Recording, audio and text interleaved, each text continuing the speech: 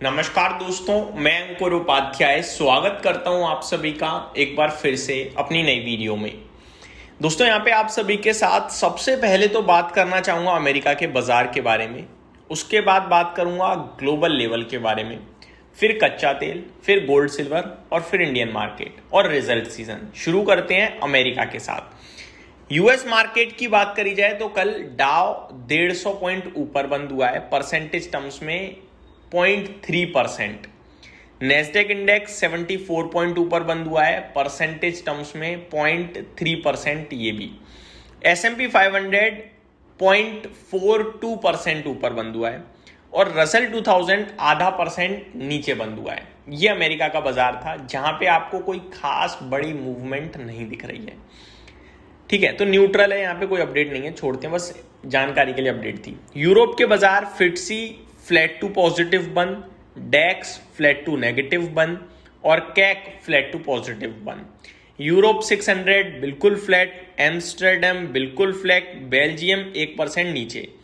तो ज्यादातर मार्केट्स अगर आप ग्लोबल लेवल पे कल देखो तो फ्लैटिश टाइप थे, कोई खास बड़ी मूवमेंट नहीं थी। इंडियन मार्केट में बढ़िया मूवमेंट थी, लेकिन एट द एंड हमने देखा कि बाजार ना शुरुआत में तेजी की और पूरे दिन वहीं का वहीं रह गया। कोई खास मूवमेंट बाजार में भी नहीं थी, अपने भारतीय बाजार में, तो उसको भी मेरे हिसाब से फ्लैटिश टाइप ही मानना चाहिए। अब बढ़ते हैं आगे कच्चे तेल की तरफ थोड़ा सा। क्रूड ऑयल आपके लिए $76 प्रति बैरल पे बंद हुआ है, ब्रेंट क्रूड, जिससे मुझे लगता है न्यूट्रल संकेत है, कोई खास नेगेटिव खास पॉजिटिव नहीं है।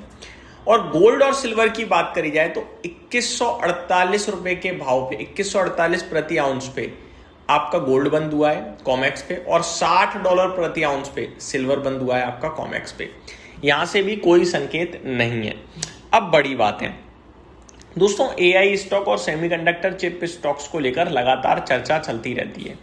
कोरिया, जापान, ताइवान, ये मार्केट्स भी किसी भी दिन क्रैश हो जाते हैं, किसी भी दिन बढ़ जाते हैं, गिर जाते हैं बड़ी बुरी तरीके से।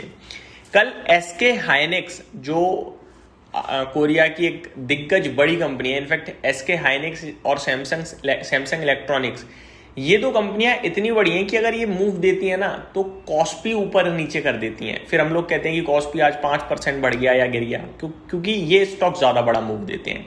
बहुत बड़ा वेटेज हो गया है इन कंपनीज का।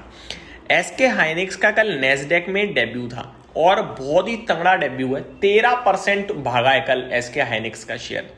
चेयरमैन कह रहे हैं कि डिमांड इज एनॉर्मस, बहुत हैवी डिमांड दिख रही है। मैंने आपके साथ एक वीडियो शेयर करी थी आज से एक हफ्ते पहले आई थिंक, जिसमें मैंने जेफरीज के क्रिस वुड साहब की पोर्टफोलियो डिस्कस करी थी, उनका जो रिसेंट अपडेट था उसमें उन्होंने बताया कि एसके हाइनेक्स में स्टेक इंक्रीज किया है। ऐसे में अगर जापान का बाजार गिरता है, कोरिया का गिरता है, ताइवान का गिरता है, तो हमें लगता है इन स्टॉक्स में सेलिंग आ रही है, लेकिन बहुत हैवी डिमांड है अभी मार्केट में इन स्टॉक्स की, तो वो सेलिंग नहीं होती है, वो आई थिंक अपॉर्चुनिटी होती है। तो एसके हाइनेक्स का शेयर कल फिर 12-13% भागता हुआ दिखाया आप सभी को। और कल अगर आप कोरिया भी देखें तो साउथ कोरिया कॉस्पी 2.5% ऊपर बंद हुआ है, और मेरे को लगता है जिस हिसाब से इन स्टॉक्स में तेजी चल रही है ये अभी और तेजी दिखा सकते हैं। ये पूरा ग्लोबल हो गया। अब आता हूं इंडियन मार्केट पे।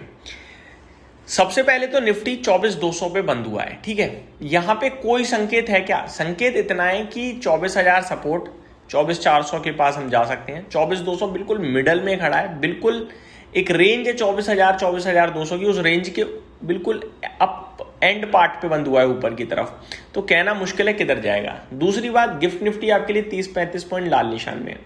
सबसे बड़ी बात, यूएस ईरान का जो विवाद है समझ में नहीं आ रहा किधर जाएगा।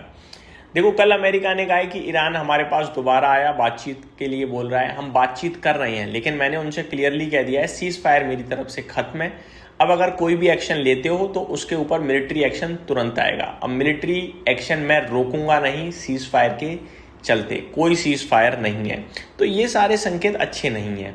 और वहीं दूसरी तरफ बातचीत अभी भी चल रही है, ये अच्छा संकेत है। वहीं कच्चा तेल अभी भी अंडर कंट्रोल है, ये अच्छी बात है। तो बहुत ही मिले जुले हैं। और कल ईरान के फॉरेन मिनिस्टर अब्बास अरागची ने कहा है, उनका डेलीगेशन जा रहा है ओमान बातचीत करने के लिए स्ट्रेट ऑफ हॉर्मोज के रिलेशंस को। तो ओमान के साथ ये लोग बातचीत करेंगे। अब इसमें क्या आउटकम आएगा कि भैया स्ट्रेट ऑफ हॉर्मुज बंद करने का फैसला ना ले लें दोबारा, या स्ट्रेट ऑफ हॉर्मुज पे यूएस का कंट्रोल छोड़ दें थोड़ा बहुत, ये बहुत मुश्किल है। तो देखने वाली बात है कि क्या अपडेट आती है यहाँ से, क्योंकि अभी तो ईरान मानता है ईरान और ओमान मिलकर स्ट्रेट ऑफ हॉर्मुज कंट्रोल कर रहे हैं और करेंगे। तो ये सारी चीज़ें हैं बहुत क्रिटिकल डेवलप हो रही हैं, जिसको इतनी आसानी से तो समझ पाना मुझे लगता है नहीं है, इतना आसान नहीं है। ऐसे में क्या करें? देखो, ट्रेडर्स से तो मेरी राय होगी कि आप जितना कम काम करें उतना ज़्यादा अच्छा है। और इन्वेस्टर्स से मैं बोलूँगा कि भैया आपने 2-2.5 साल 3 साल से बड़ा परेशानी झेली है, समय अभी भी ऐसा नहीं है कि यहाँ पे डायरेक्शन मिल पा रही है। लेकिन इतना पता है कि मार्केट ने 2-2.5 साल से नेगेटिव परफॉर्म किया है, ये पॉजिटिव करेगा ना तो फाड़ के करेगा। अब वो पॉजिटिव परफॉर्मेंस कब आ जाए ये नहीं समझ में आ रहा, टाइम लग रहा है और यहाँ से भी लग सकता है। ये मेरी तरफ से डिटेल्स थी, उम्मीद करता हूँ जानकारी पसंद आई होगी। Thank you so much for watching this video. Have a great day guys.